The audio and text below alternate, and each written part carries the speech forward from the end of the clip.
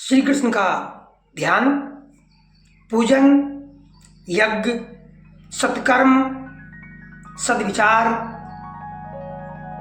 और प्रभु के गुणगान का मनन करना, यानी प्रभु के गुणों का स्वाध्याय करना, पढ़ना, सुनना। जितने भी सद्कर्म है, यज्ञ आदि, इन सबको करने से इसका फल सिर्फ यही होता है कि हम सबका प्रेम श्री कृष्ण के चरणों में हो, उनकी भक्ति प्राप्त हो, उनके शरण में हम पहुंच जाए। श्री कृष्ण हम सबको अपना भक्त स्वीकार करके अपना ले। जय श्री कृष्ण। आप सभी का स्वागत है आपके अपने परिवार अध्यात्म साधना यूट्यूब चैनल पर। आज हम आप लोगों के समक्ष श्रीमद् भागवत महापुराण प्रथम स्कंद से कथा प्रसंग सुनाने वाले हैं। आप लोग ध्यानपूर्वक कथा का श्रवण कीजिए, क्योंकि कथा में ध्यान का विशेष महत्व होता है। कहीं भी कथा श्रवण कर रहे हैं, यदि ध्यान वहां आपका नहीं है तो उस कथा का जो पुण्य फल आपको मिलने वाला है कुछ भी नहीं मिलेगा। इसलिए ध्यानपूर्वक कहीं भी कथा सुने या स्वयं पढ़ें, स्वाध्याय करें तो ध्यानपूर्वक, भले ही कम सुने, कम पढ़े, लेकिन जितना सुने, जितना पढ़े, पूरी तन्मयता से, ध्यान से, मन को एकाग्र करके ही सुने। इससे आपको उस पुण्य फल की प्राप्ति हो जाती है। भगवान सुखदेव भगवान कथाकारे हैं कि हे शौनकादिशियों, आप लोग बड़े ही सौभाग्यशाली हैं तथा धन्य हैं। सुखदेव महाराज क्या कह रहे हैं कि हे शौनक ऋषियों, हे शौनकादिशियों, आप लोग बड़े ही सौभाग्यशाली और धन्य हैं, जो इस जीवन में और विघ्न बाधाओं से भरी संसार में समस्त लोगों के स्वामी भगवान श्री कृष्ण से वह सर्वात्मक आत्मभाव, वह अनिर्वचनीय अनन्य प्रेम करते हैं। अर्थात कोई भी हो, ऋषि मुनि, मानव, कोई प्राणी हो, यदि वो सच्चे भाव से, आत्मभाव से अनिर्वचनीय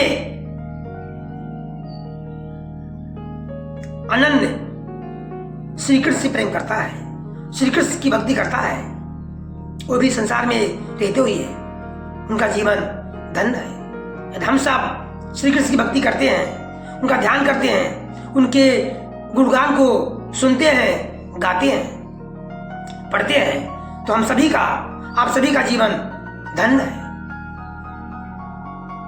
ऐसा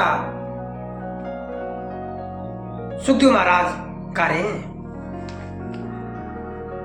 जिससे फिर इस जन्म मरण रूप संसार के भयंकर चक्र में नहीं पड़ना होता। इसका फल क्या हुआ? यदि हम सच्चे मन से, प्रेम से भगवान के शरण में हैं, भगवान के शरण में हैं, उनकी पूजा करते हैं, ध्यान करते हैं, उनसे प्रेम करते हैं, उनके कहने के अनुसार सद आचरण करते हैं, तो जीवन धन होने के साथ साथ दोबारा इस संसार के भयंकर चक्र में नहीं पड़ना पड़ेगा, दोबारा जन्म नहीं होगा, अर्थात मोक्ष की प्राप्ति हो जाएगी। भगवान वेद व्यास ने ये वेदों के समान भगवत चरित्र से परिपूर्ण भागवत नाम का पुराण बनाया है। उन्होंने इस श्लाघनीय, कल्याणकारी और महान पुराण को लोगों के परम कल्याण के लिए अपने आत्म ज्ञान शिरोमणि पुत्र को ग्रहण कराया। इसमें सारे वेद और इतिहासों का सार संग्रह किया गया है। सुखदेव जी ने राजा परीक्षित को ये सुनाया था।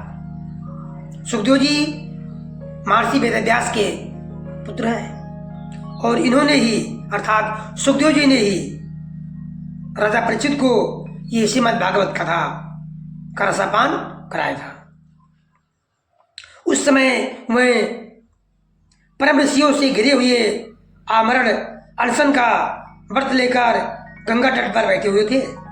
भगवान श्री कृष्ण जब धर्म ज्ञान आदि के साथ अपने परम धाम को पधार के तब इस कलयुग में जो लोग अज्ञान रूपी अंधकार से अंधे हो रहे हैं उनके लिए ये प्राण रूपी सूर्य इस समय प्रकट हुआ है। हे सनकादृशियों, जब महातेजस्वी श्री सुखदेव जी महाराज वहां इस पुराण की कथा कर रहे थे तब मैं भी वहां बैठा हुआ था। वहीं मैंने उनकी कृपा पूर्ण अनुमति से इसका अध्ययन किया। मेरा जैसा अध्ययन है और मेरी बुद्धि ने जिस प्रकार इसको ग्रहण किया है उसी के अनुसार इसे मैं आप लोगों को सुनाऊंगा। ऐसा कथा सूत जी महाराज किससे गा रहे हैं? सौनकादि ऋषियों से।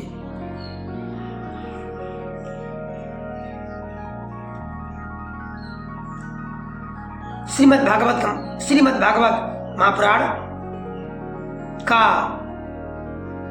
कोई भी प्रसंग हो, कोई भी श्लोक हो, सच्चे मन से उसका समझकर व्यवहार में लाने से श्री कृष्ण का ध्यान करने से अपने हम सद्कर्म को करते हुए अर्थात यदि हम सद्कर्म करते हैं उसका फल, यज्ञ आदि का फल, पूजन का फल, उनकी कृष्ण की भक्ति करने का फल यही होता है कि हमें श्री कृष्ण के चरणों में प्रीति हो जाए। जब तक श्री कृष्ण के चरणों में प्रीति नहीं होगी, जब तक श्री कृष्ण के चरणों में प्रीति नहीं होगी, प्यार नहीं होगा, प्रेम नहीं होगा, तब तक मनुष्य का न तो ये लोक में कल्याण है और न परलोक में भी कल्याण है। अर्थात जब हम श्री कृष्ण के चरणों में पूर्ण रूप से समर्पित हो जाते हैं तभी श्री कृष्ण हमको अपनाते हैं और अपना बनाते हैं और उद्धार होता है, मोक्ष की प्राप्ति होती है, सब मंगल मंगल होता है।